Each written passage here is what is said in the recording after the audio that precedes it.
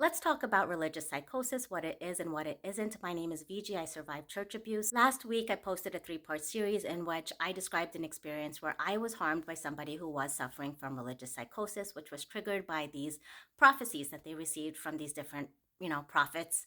And I do want to say that most people who suffer from religious psychosis or any kind of psychosis aren't dangerous. They're usually normal people who are struggling. They need help, they need medical care, they need support. Psychosis is a break from reality. It could include auditory, visual, or sensory hallucinations. When it comes to religious psychosis, those hallucinations have a really strong religious theme. Psychosis is usually experienced by people who suffer from mental health conditions like bipolar disorder, mania, psychotic depression, or schizophrenia. A person who suffers from religious psychosis usually has a very specific belief that's not shared by the larger group. So, for example, I don't believe in a hell, but the fact that so many Christians collectively do believe in a hell does not meet the criteria for religious psychosis. On the other hand, if a person believed that they were the reincarnation of Jesus Christ and they were put on this earth to start a new movement that will be the one and only true church, that is an example of religious delusion. Sometimes the delusions can be collective, like in the case of notorious cult leaders like Charles Manson. He was a person who was definitely suffering from religious delusion. He believed himself to be the reincarnation of both Jesus and Satan.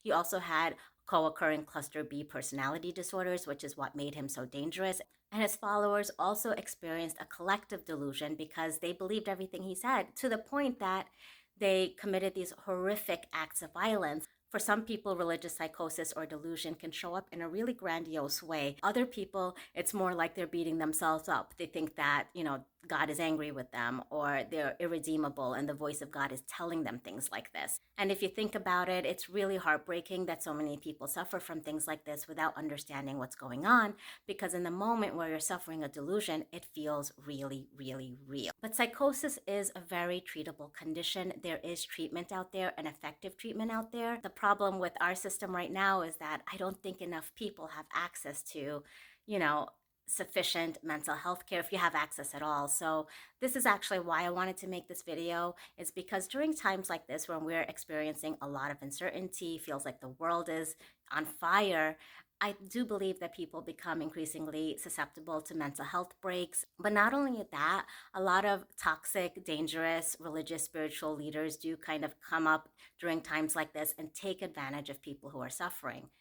I don't intend to disparage anybody's religion or spirituality, whatever you believe, I respect. However, it is true that so many people in religious and spiritual positions are quite dangerous people. So, historically, during times like this of great uncertainty, not only do people struggle more with mental health, but we also have higher tendency to latch on to toxic leaders, maybe, spiral into superstitious or magical thinking because we can't find tangible solutions for the things we're struggling with. Spirituality can be a great tool for encouragement, for support. Having something to believe in gives a lot of people the energy and the strength to push forward to the next day. But I've had to learn over the years how important balance is and how many people are out there and they're not what we think they are.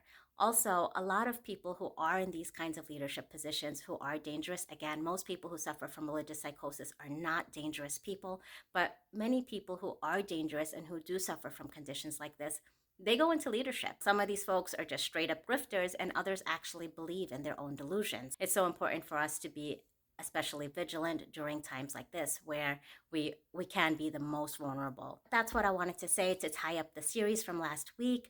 Thanks for watching, and please let me know what you think.